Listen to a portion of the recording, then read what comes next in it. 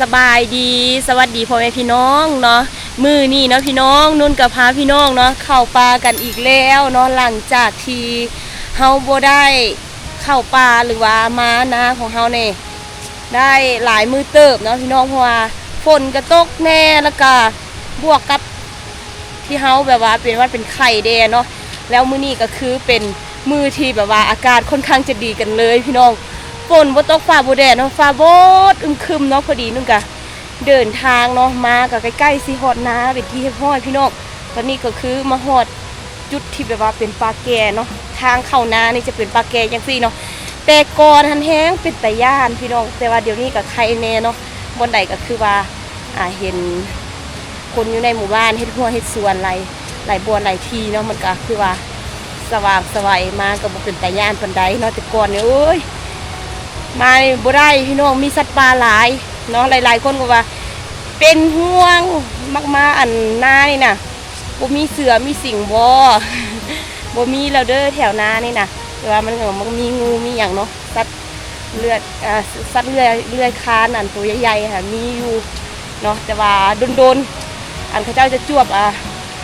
จะเป็นสัตว์ป่าตัวใหญ่ๆนะจะเพ่นผ่านมาแถวนี้เนาะตอนนี้คือเดินทาง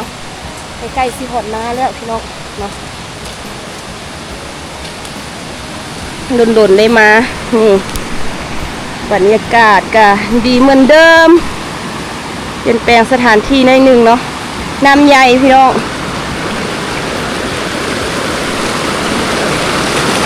ปีนี้นะรู้สึกว่าถ้าน้ำใหญ่มากอะน่าจะบ่อกวาดหินอันนี้ไปเพราะว่ามันแม้นแต่หน่วยใหญ่เนาะหินนี่กองลุบๆอยู่นี่แต่ว่าบนนี้มันจะเลิกเนาะ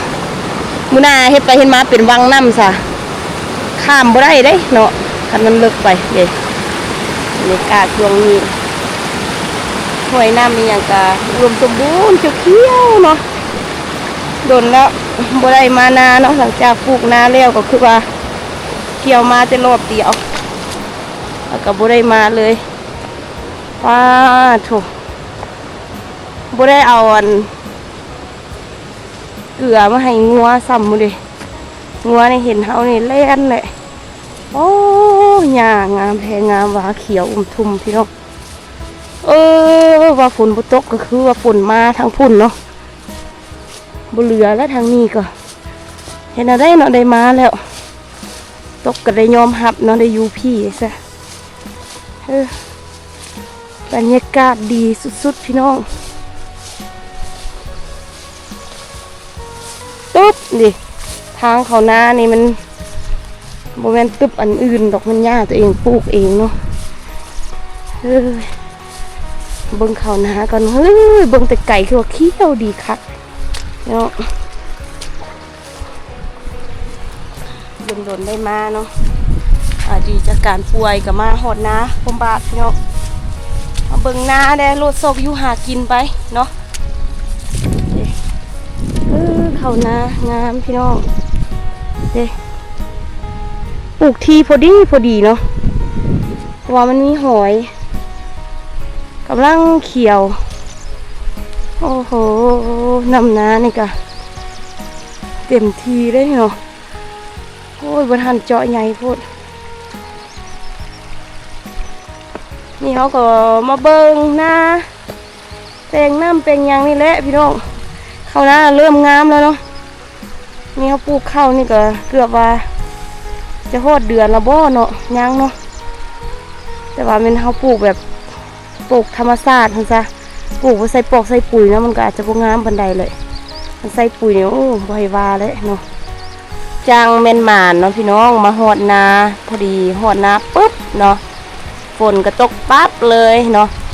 เมื่อกี้ตอนนั้นมาน่ะยังมีแดดน้อยนึงเนาะแดดอุ่นๆมาพอดีเลยมีลมเย็นๆเนาะพอดีมาฮอดพอจะมาฮอดนานี่ปุ๊บฮอดแถวกกมะม่วงนี่ฝนมาเลยพี่น้องเด้มันสิมานอนนาแท้ๆเนาะบ้านนี้น่ะโอ้โหฝนตกหนักปานนี้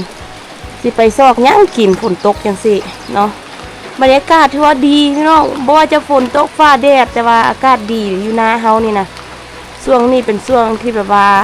ต้นไม้ใบหญ้าผลปลูกอย่างต่างๆเนาะเขียว เข้านาก็เริ่มงามแล้วเนาะมาดูฝนแบบซี่เป็นตามายูคักเนาะเจ้าของนี่มาโลเกอร์แต่อิดว่ามากับสิไปพาพี่น้องเป็นโลซอกอยู่ซอกกินอยู่ตามป่าแหละแต่ว่าถ้าฝนตกแบบนี้นุ่นก็น่าจะบุไปเพราะว่าก็คือว่าวแหละห้ามฝนเพื่อใดมาก็เป็นวัดเป็นไข่ตลอดเนาะน่าจะนั่งท่าฝนเอื้อนแล้วก็จริงๆได้ออกไปถ้าฝนบ่เอื้อนนี่น่าจะนั่งนี่แหละเด็กเอ้ยเนาะตักมันหมานอันนี้แหละเป็นว่าคนหมานเนาะไปใส่กับหมานวันนี้ฝนตกแล้วก็เอื้อนแล้วออกแดดแล้วพี่น้องเริ่มแล้วเนาะออกไปเรียบน้ำน้าหน่อยนึงขี่ม้าค่ะมาหอดบนกุ้งมวนฝนใสเนาะเล่นมาปะคือไว้มาหอดกับมันนั่งอยู่สูบก้อนเนาะเกือบว่าสมงป่ายฝนตกนี่นะหาก็เอื้อนเรียบน้ำน้าหน่อยนึงมาหอดน้าแล้วก็เข้าหน้าก็เริ่มงามแล้วเนาะปลูกทีพอดีเนาะมีหอยมียังก็กินข้าวโอ้แถวนี้ก็เป็นเห็ดว่ะแม่นมันโอ้ยพี่น้องดิเห็ดปวกโอ้ยเจอเห็ดปวกเด้อพี่น้องมาอีกแล้วดิมื้อวานพอดีเลยเนาะมื้อนี้อยากเปื่อยนิดนึงฝนตกแดงแม่นอื่นหรอกจะมันดอกน้อยเนาะเห็ดปวกจ้าทุกคนออกอยู่คันนา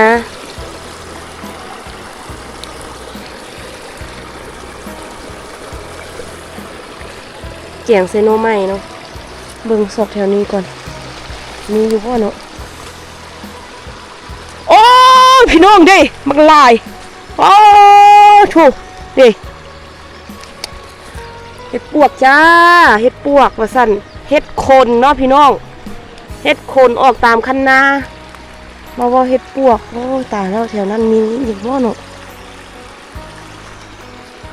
เห็ดขนออกตามคันนาพอดีคักเลยพอดีเนาะมะแรงกับศอกนอศอกหยางเอาไปแกงใส่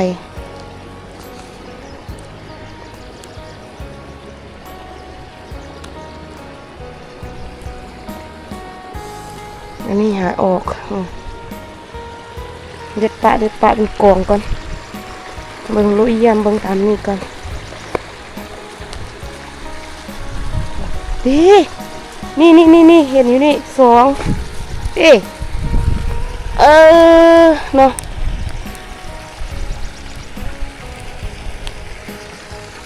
ออกเป็นจุ่มเนาะ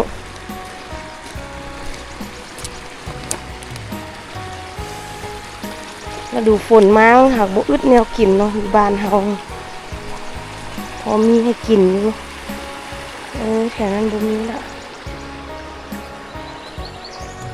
น้ำอยู่นากับเพียงพออยู่เนาะบ่มานี่ก็หลายมื้อนึงบ่มาแต่ว่าน้องซ้ายกับน้องไผ่กับมาเรียบอยู่เนาะเบิ่งให้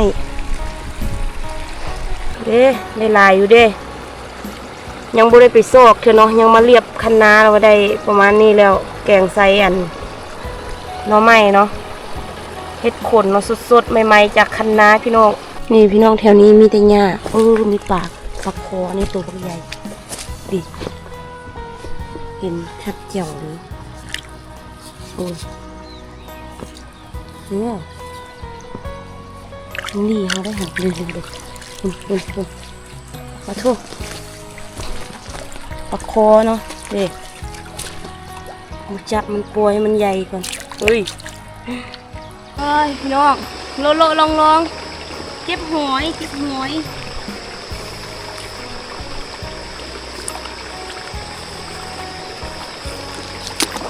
อยู่หน้าน่ะไปโลเบิงน้ำเนาะบนใดก็เต็มจะว่าหอยหลายเนาะบางไฮเข้านี่น่ะจนเกือบสิบเหลือแล้วเข้าหน้านี่หอยกินหอยหน้าหอยปักกว้างนี่แหละเดี๋ยวไข่มาเนาะบาทหนึ่งได้เท่าไรแล้วเด็กได้เท่าไรว่า เจ้าก็ใส่เลยได้ยาฆ่าหอยแต่ว่ามันหลายโคตรลูกมันหลาย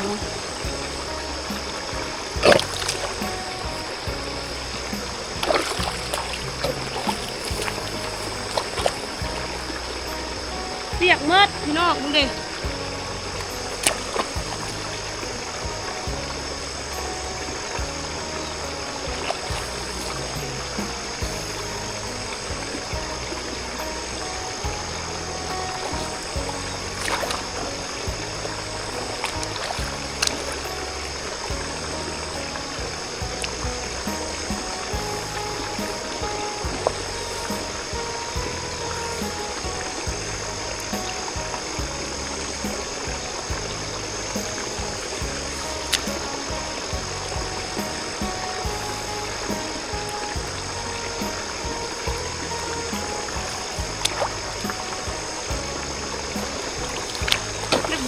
เดียวเด้ทั้งไข่ทั้งอันหอยลายแท้ลายว่าคือนุ่นว่าแหละบางไห้นี่เข้างามอยู่แต่บาเข้าห้างทั้งแบบว่าตอนเขาเจ้าปลูกเนี่ยฮะเขาให้ปลูกทีเพื่อหอยนี่แหละสุดท้ายก็คือแบบโอ้หอยกัดกินนะพี่น้องบางไห้นี่จนบุเหลืออีกอย่างแล้วเดี๋ยวขออนุญาตอันเก็บหอยก่อนแล้วก็ยังจีพาพี่น้องไปซอกอยู่หากินเนาะแต่ว่าพี่โลเบิ่งบางไห้ที่แบบว่ามันมีหอยหลายแล้วก็สิเก็บเนาะบางไห้นี่มันบ่ค่อยมีปานใดมีน้อยก็ยามันจังซั่นเนาะ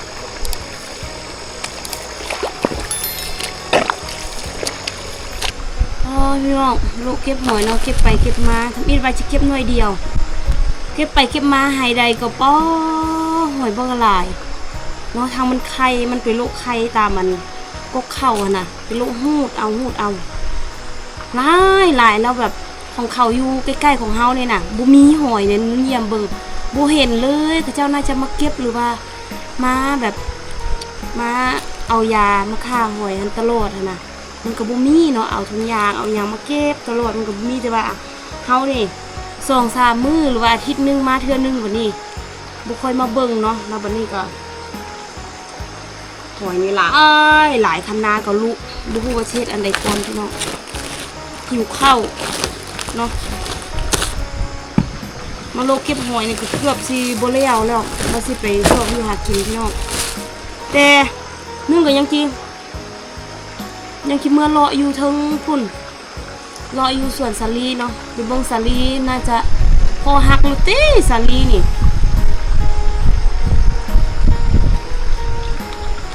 ฝนตกตลอดเลยแกเนาะบาดเฮาบ่มาเฮาอยู่บ้านแดดมาเขาออกมาป่าเนี่ยฝนตกเดี๋ยวนี้นะทางบ้านฝนตกหนักจนข่าวจ้วกเลยแต่ว่าทางเฮาเนี่ยยังบ่ตก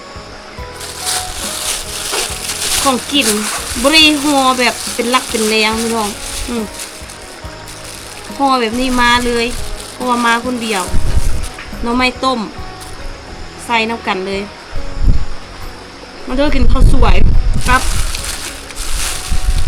ลูกซีน2-3 ตอนมันไม่ยังกิน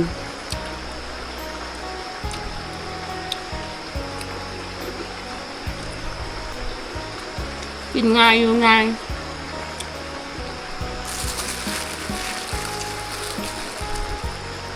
เขาน่าจะมาเก็บทุกมื้อหอยของเขานะบ่มีเลยกัดของเขาป้องมันเก็บคือจะได้คือจะได้เป่าหนึ่งละจะว่าใจละหายหนึ่งเต็ม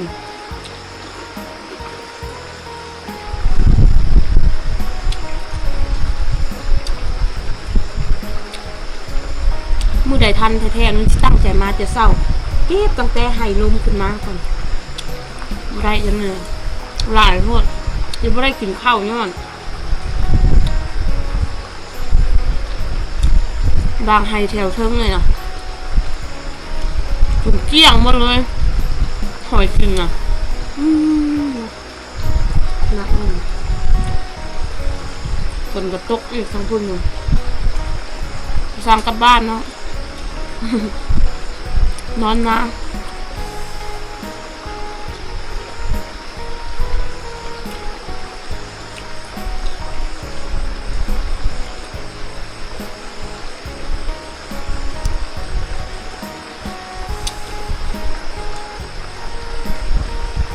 หลังจากกินข้าวแล้วเนาะก็เอาอันเกลือมาให้งัวหน่อยนึง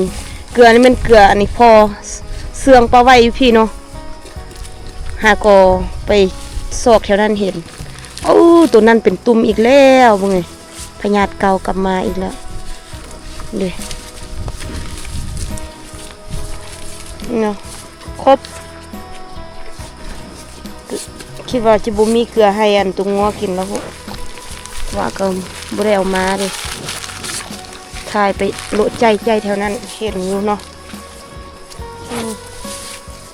ตัวนั้นเป็นพยาธิอีกแล้วบุ้งเลยเลยตุ่มเก้อสองตัวมันบ่มาตัวนี้ก็จอยแค่จอยว้านี่งัวก็เหลือบ่หลายแล้วมันยังแต่ตัวแม่เนาะตัวแม่กับลูกน้อยตัวผู้มีแต่ตัวเดียวนี่ตัวพันนั่นน่ะพอพันซะเดี๋ยวนั่นก็เป็นตัวแม่เนาะ4-5 ตัวแล้วก็บวกตัวน้อยเดี๋ยวนี้ราคางัวเริ่มขึ้นแล้วเนาะเริ่มมันมีราคาขึ้นมาหน่อยนึงแล้วคือปีไก่ปีกรในนักพอสมควรเนาะราคางัวบ่เป็นขายงัวตัวบ้าใหญ่น่าจะ10 ปลายนี่ประมาณ7-8 ล้านเนาะงัวซ้ำนี่นะช่วงอันนั่นน่ะประมาณ10 ล้านเดี๋ยวนี้ขายได้แล้ว15เนาะประมาณ20,000 ปลายนี่แหละเสื้อบอกพี่น้องงัวทั้งหมดนี่บ่ฮอดแสนบางคนว่าโอ้ยมีงัวหลายบางที่ก็มันเลี้ยงปลาไว้ยามมันลำบากซื้อพี่น้องยามลำบากยามจำเป็นเนาะที่เอาขายออกหลังจากที่แบบเอาเกลือให้งัวแล้วเนาะนุ่นกับยางขึ้นมาถึงภูนี่สิมาเบิ่งสาลีเนาะอันใดที่แก่เนาะเป็นตะหักก็สิหักเอาเมื่อกินพี่น้องปลาไว้นี่ก็สิเอาไว้แต่ให้นกให้หนูเอาไว้ให้สัตว์ป่าได้เนาะแล้วก็โลดมาเบิ่งอย่างของน้องทรายที่แบบว่าปลูกในช่วงก่อนๆหั่นเพราะว่าอันโตที่เฮาซื้อมาแพงนะเฮาปลูกอันนั้นบ่คาดหวังแล้วเนาะเพราะว่าแน่นอนมันต้องงาม แต่อันเฮาซื้อแต่กกละล่านะเฮามาปลูกเนาะตอนนี้ก็คือเด้พี่น้องออกมาบ้ากงามๆนั่นว่าดีซื้อแบบนี้หลายกว่าพี่น้องนี่กำลังปรุงแบบนี้เนาะอันนี้กก17,000เขาซื้อมันเป็นกกน้อยอยู่แต่ว่าเด็กมันปรุงแบบงามแล้วหั่นน่ะอันเขาซื้อแพงหั่นมันเสียเงินละล่าเนาะอันนี้ซื้อถึกแล้วว่าปลูกมันถึกแล้วดูเด้มันก็ปรุงไวเนาะก็เห็นแล้วสะอ่อนแถวนี้เป็นสวนมะเพชรอีเมนุ่นไหนมาปลูกสวนมะเพชรลาวสั่นมาปลูกเนาะส่วนก้อนๆหั่นเด็กกำลังปรุงแบบนี้มดพี่น้องดีใจน้ำลายสุดๆเนาะเพราะว่าอันนี้ซื้อแต่3 ล้านกีบเนาะ3 ล้านกีบกว่าได้200 ต้นเด็กปรุงแล้วเนาะบางต้นก็งามแทงงามใบแล้วเด็กบุลุกทึนแล้วจังซี่นะ แล้วก็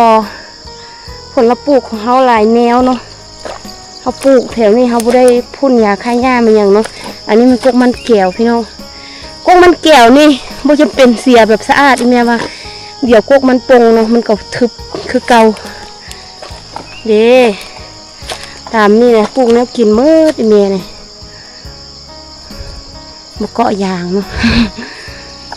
เอาบนคนปรุงนี่หากระปรุงอันนี้ปรุงหมดแล้วอุ้ยถ้าพี่น้องโลเบิงยางโลดเบิง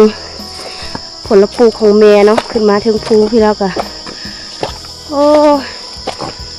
ดีใจน้ำน้องทรายเนาะอย่างทุกต้นคือแบบโบค่อยได้ตายเลยสาลีที่เขาจะมาหักนะโอ้นี่บรอดแหละมีอันพันอันเอ้ยมันกำลังปรุงอยู่ได้นี่ต้นหมักแตงแม่ก็โอ้ธรรมดาอีกประมาณเดือนหนึ่งเนาะเขาได้มาเก็บหมักแตงแล้วป้อต้นยางสะอ่อนแท้สะอ่อนว่าเสื่อนถึกมาปลูกพันงามเสื่อนแพงมาปลูกพันตายเบิดตายเกือบครึ่งนึงเนาะนี่ งามงามสาลีก็นี่มันสิมากวดกาสาลีนี่แหละลักๆค่ะนะเป็นกินก็สิเอาเมื่อเราได้นี่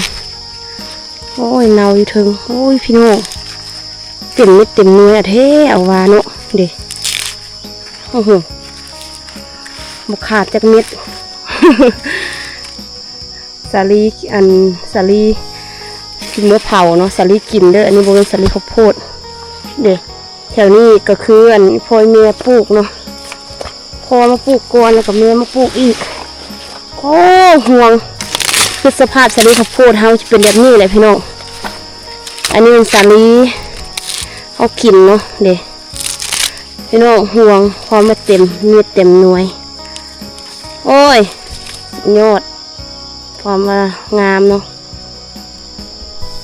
ว่าสิหักหน่อยนึงเนาะได้หลายเติบพี่น้องเบิ่งต้นมักแตงแม่ก็ป้อบักงามพี่น้องเดือนหน้าเดือนในนี่ได้เก็บแล้วแหละมักแตงเนาะได้มาเก็บกินแล้วเบิ่งบรรยากาศเนาะอยู่ห้วยสวนเนาะนาก็บ่ค่อยงามปานใดแต่ว่าก็เนาะแถวนี้เป็นสวนสาลีหมดน่าจะได้มาเก็บหมดได้เด็กแก่หมดแล้วเนาะแต่ว่าเขาก็จะเก็บกินเท่าละน้อยเนาะเก็บเมื่อบาทเดียวก็บ่ฮู้ว่าจีเฮ็ดหยังกินจังที่แซ่บเนาะตามนี้แม่นหมดส่วนสาลีส่วนมักแตงเนาะเขาปลูกแล้วนี่เขาจะได้เสียหญ้าเองเนาะเขาเสียหญ้าบ่ได้พ่นยาฆ่าหญ้าอีหยัง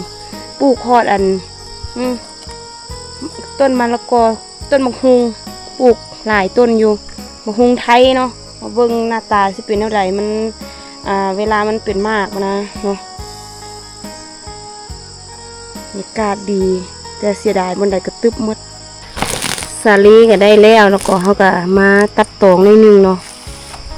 แล้วมาเห็นของดีพี่น้องเด็กโอ้ยเห็นอะไรเอามาเนี่ยหมักไฟมีแต่งาเดียวหั่นไก่นั่นคือบุมีอย่างเถื่อโอ้ยเนาะเป็นอาหารป่าเขาแถวว่าเนาะเก็บหมักไฟได้แล้วมีแต่งาเดียวนี่มันต้องมาโซ่ให้เขากินแท้เนาะลองเบิ่งไม่ได้ไปโลอยู่แถวเทิงโอ้อันนี้เป็นสีม่วงอยู่ในพี่น้องหวานเนาะสิกัดแท้ๆแล้วมาเจออันของกิน